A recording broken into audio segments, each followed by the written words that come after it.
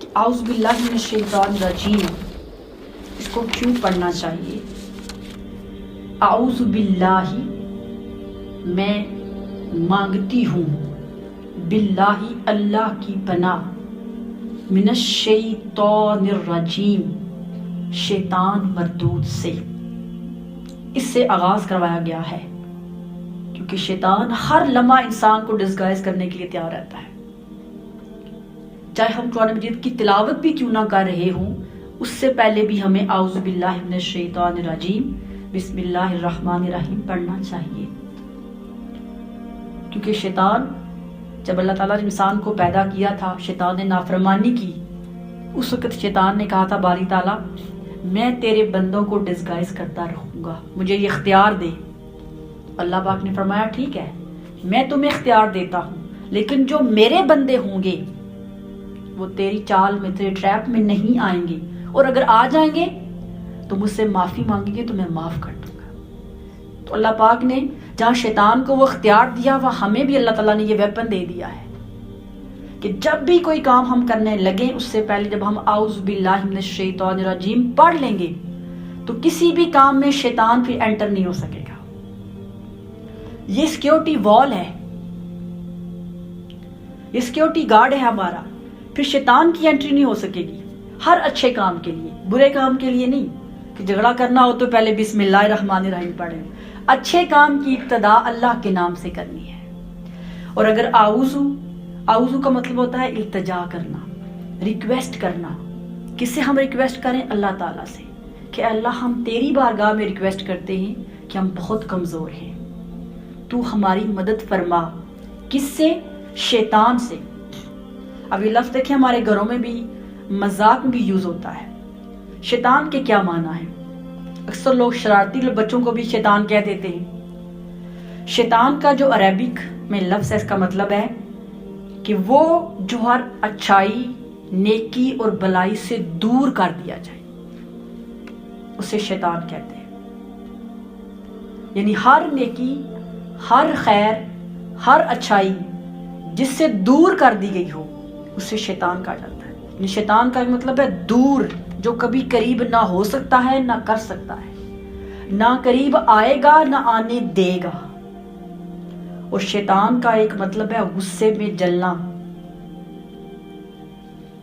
شیطان کے اندر شیطان کی جو میننگ ہے اس میں حسد شالو ہونا، اور غصہ آنا، پراؤڈ فیل کرنا، سب کچھ میں ہوں، کسی اور کی رسپیکٹ نہ کرنا. تو گویا شیطان کا ایک مطلب جو حافظ ابن کثیر رحمۃ اللہ علیہ نے لکھا ہے کہ شیطان کا ایک مطلب یہ ہے کہ یہ غصہ، حسد، تکبر اور جلن اس کی آگ میں جلتا رہتا ہے. کسی کی خوشی دیکھ کر خوش نہیں ہوتا، کسی کو رسپیکٹ نہیں دیتا، خود کو سب کچھ سمجھتا ہے، اس لیے اسے شیطان کہا گیا تھا. ایک تو وہ اللہ کی رحمت سے دور ہے، دوسرا اس کے اندر برداشت نہیں ہے. جب وہ کسی کی کوئی اچھائی، کسی کی ترقی دیکھتا ہے تو اندر ہی اندر جل جاتا ہے کہ یہ مجھے کیوں نہیں ملی، اسے کیوں مل گئی ہے، کیونکہ میں تو اسے سپیریئر تھا، میں اس سے سپیریئر تھی، مجھے کیوں نہیں ملی، اسے کیوں مل گئی ہے، یہ تو اس قابل نہیں تھی. شیطان نے یہی تو کیا تھا. سیدنا آدم علیہ السلام کو سجدہ کرنے سے انکار کیوں کیا تھا؟ کہا تھا یہ تو مٹی کا بنا ہے، میں آگ سے بنا ہوں، میں سپیریئر ہوں، یہ جونیئر ہے، میں کیوں سجدہ کروں. اسی چیز نے اس شیطان کو، وہ جو ہر وقت اللہ کے قریب رہتا تھا، پھر دور کر دیا. تو میسج یہ ہے کہ جو لوگ بھی شیطان کے راستے پہ چلیں گے، شیطان کی باتوں کو اپنائیں گے، وہ پھر اللہ کی رحمت سے دور ہو جائیں گے. اور ہمارا مول کیا ہے؟ ہم نے اللہ کے قریب ہونا ہے. دور تو ہم پہلے ہی بہت ہیں، ہم نے قریب ہونا ہے. اور یہی شیطان کا وار ہے. وہ چاہتا ہے کہ اللہ کے بندے اسے قریب نہ ہوں، دور رہیں. اور ایک جگہ پہ لکھا ہے کہ شیطان کا مطلب ہے وسوسہ ڈالنا، شک دلوں میں ڈالنا، کسی بھی کام کے ڈاؤٹ ڈال دینا کہ بتا دیجیے ٹھیک ہے کہ نہیں، جانا چاہیے یا نہیں جانا چاہیے، کرنا چاہیے یا نہیں کرنا چاہیے. جب یہ چیزیں سوچ میں آ جاتی ہیں نا تو اچھے سے اچھا کام بھی نہیں ہو پاتا. اور یہ شیطان کا کام ہے. اس لیے سورہ الناس میں بھی کہا نا کہ وسوسہ ڈالنے والے انسان بھی ہیں اور شیطان بھی ہیں.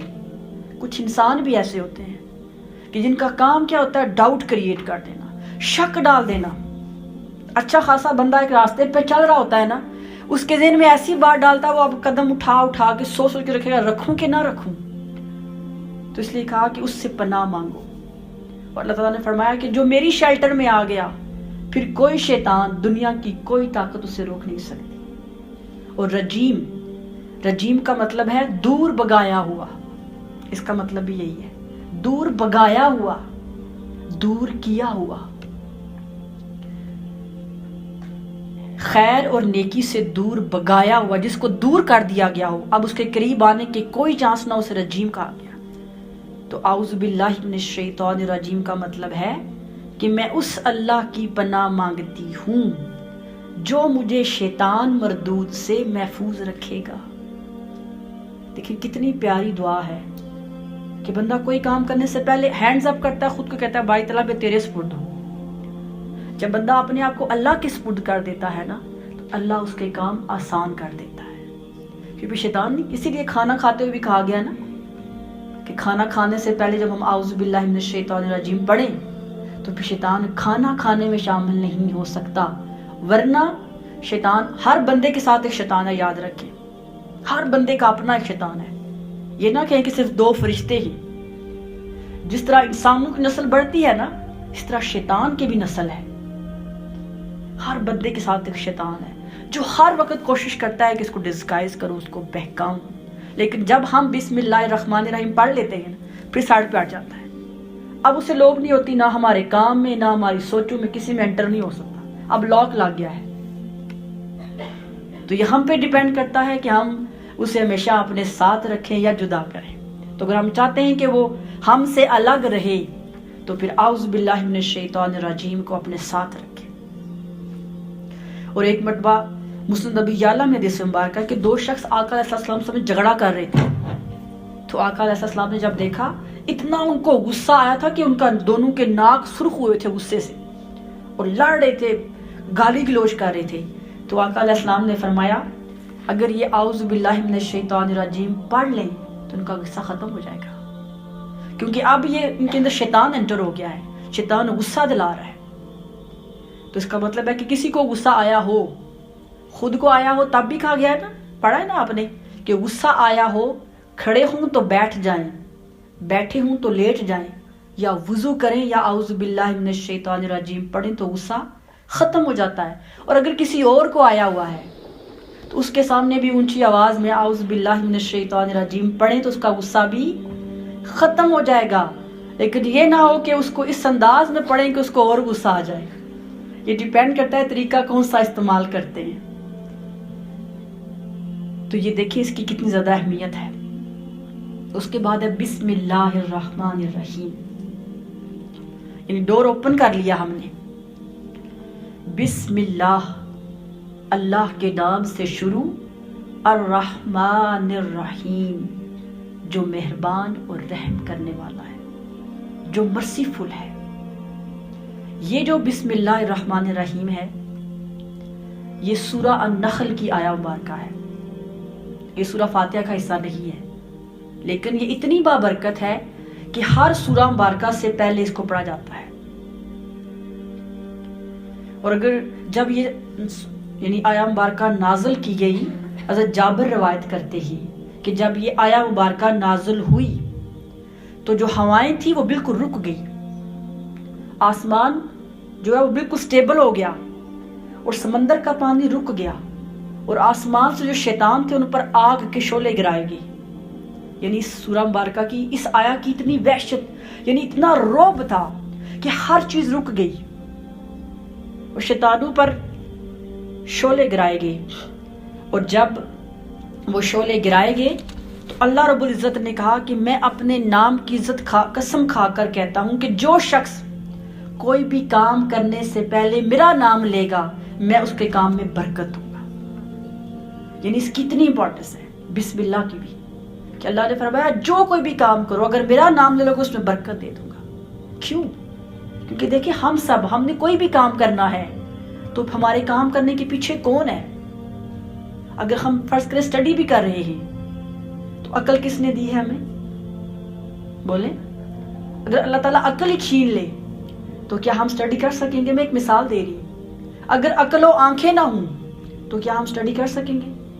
اگر آنکھیں ہوں، عقل بھی ہو، لیکن ہم چل پھر نہ سکتے ہوں، پھر بھی مشکل ہوگی۔ تو اللہ تعالیٰ نے ہمیں یہ موقع دیا، ہمیں سب کچھ، سارے اسباب، سورسز ہمیں پرووائڈ کیے ہیں، اللہ کے دیے ہوئے سورسز کو ہم یوز کر کے یہاں پہ پہنچے ہیں۔ اللہ چاہے تو کسی بھی سورس کو بند کر دے، اگر وہ بند کر دے کیا ہم کچھ کر سکتے ہیں؟ آپ خود دیکھتے ہیں، اچھا خاصا انسان بیٹھا ہوتا ہے، اس کو ہارٹ اٹیک آتا ہے، بی پی ہائی ہوتا ہے، پیرالائز ہو جاتا ہے نا، کیا کچھ دوسرا انسان کچھ کر سکتا ہے؟ اب اس کو اللہ پاک نے جو سورس دیے تھے اس میں سے ایک کو کم کر دیا ہے، دو کو کم کر دیا ہے، جسم تو باقی موجود ہے، لیکن صرف ایک پیرالائز ہونے کی وجہ سے وہ انسان کچھ بھی نہیں کر سکتا۔ تو اس لیے ہمیں ہر کام کے آغاز سے پہلے بسم اللہ الرحمن الرحیم کو پڑھنا چاہیے کہ اللہ تعالیٰ ہمیں توفیق دے، اس کی برکت ساتھ ہو۔ جب وہ ساتھ ہوتا ہے تو پھر بڑے سے بڑے کام آسان ہو جاتے ہیں۔ تو اس کا مقصد یہ تھا کہ کام چھوٹا ہو یا بڑا، اگر اس کے شروع کرنے سے پہلے اپنے خالق کا، اپنے مالک کا نام لے لو گے تو وہ کام آسان ہو جائیں گے۔ اور آقا علیہ السلام نے بھی فرمایا، تفسیر قرطبی میں، تفسیر ضیاء القرآن میں حدیث مبارکہ لکھی ہے کہ جب دروازہ بند کرو تو اللہ کا نام لو۔ جب رات کو سوتے ہیں نا، ڈور کو لاک کرتے ہیں، اگر اللہ کا نام لے کر دروازہ بند کرو گے تو شیطان کمرے میں انٹر نہیں ہو سکے گا۔ کیا ہم نے کبھی اتنا اہتمام کیا؟ اتنی چھوٹی سی بات ہے۔ پھر فرمایا دیا بجھاؤ، لائٹ آف کرو تو اللہ کا نام لو۔ پھر کہا جب اپنے برتن کو ڈانپو، کور کرو تو اللہ کا نام لیا کرو، یہ بسم اللہ الرحمن الرحیم۔ تو گویا آقا علیہ السلام ہمیں میسج دے رہے ہیں کہ کوئی بھی کام کرو، کتنا ہی چھوٹا، دروازہ ہی کیوں نہ بند کرنا ہو، جب اس کو لاک کرو تو پھر اللہ کا نام لے لیا کرو، کیونکہ اللہ کا نام لینے سے پھر شیطان اس کمرے میں انٹر نہیں ہو سکے گا۔ لائٹ آف کرو تو اللہ کا نام لو، ایون کہ برتن کو کور کرو، اس کو یعنی کہ دھکے کرتے ہو تو تب بھی اللہ کا نام لیا کرو، پھر شیطان وہاں پہ انٹر نہیں ہو سکتا۔ دیکھیں کتنی خوبصورت اور چھوٹی چھوٹی باتیں ہیں جنہیں ہم اپنی داخلی لیو میں شامل کر سکتے ہیں۔ میں اس کے کروں گی آپ سب سے کہ آج رات جب جائیں، سب ہر کوئی کوشش کرے کہ اللہ کے نام سے جب سوئیں نا، دیکھیں ایک مسلمان کی جو زندگی ہے، اس لیے کہتے ہیں نا کہ رات کو جب سوئیں تو استغفار اور کلمہ پڑھ کے سویا کریں، نہ معلوم صبح اٹھا ہی نہ جائے۔ تو اللہ کا نام لے کر اگر بندہ سویا ہوگا تو بھی اللہ ساتھ رہے گا نا۔ تو دیکھیں ہمارا دین شروع بھی اللہ کے نام سے کر رہا ہے، رات سونے تک، آخری ٹائم تک بھی اللہ کا نام، تو شروع بھی اللہ کے نام سے، اختتام بھی اللہ کے نام سے، اور وہ کیا ہے؟ بسم اللہ الرحمن الرحیم۔ پھر دیکھیے ہم یہ لفظ یوز کرتے ہیں الرحمن الرحیم۔ اور ایک اور حدیث مبارکہ آپ کے سامنے رکھنا چاہتی ہوں، سنن ابی ماجہ میں حدیث مبارکہ ہے کہ آقا علیہ السلام فرمایا جو کام بسم اللہ پڑھے بغیر کیا جائے وہ کام ناقص اور نامکمل رہ جاتا ہے، اور جس کام کا آغاز اللہ کے نام کے بغیر ہوگا اس کا اختتام اچھا نہیں ہوگا۔ یہ حدیث کے الفاظ ہیں کہ اللہ کے نام کے اگر کوئی بھی آپ کام کریں گے، کام تو وہ ہو جائے گا لیکن اس طرح کو جس طرح اللہ چاہتا ہے، پھر اس میں اللہ کی مرضی، اللہ کی رضا، اللہ کی مدد شامل نہیں ہوگی، ایکسٹرا ایفرٹ کرنی پڑے گی، پھر بھی وہ رزلٹ نہیں ملیں گے، کیونکہ اب اس میں اللہ کی مدد ساتھ شامل نہیں ہے۔ اس لیے ہم سب کو بھی چاہیے کہ ہر کام کے آغاز میں عادت بنا لیں، زندگی کا حصہ بنا لیں۔ کتنا ٹائم لگتا ہے بسم اللہ الرحمن الرحیم پڑھنے میں؟ کتنی کیلریز لگتی ہیں؟ اگر دوسری طرف چلے جائیں کتنی کیلریز لگی ہوں گی؟ کوئی بتا سکتا ہے؟ یہاں پہ ڈاکٹر بھی بیٹھے ہیں جی، بلکہ سکون ملتا ہے، اللہ کے نام میں سکون ہے۔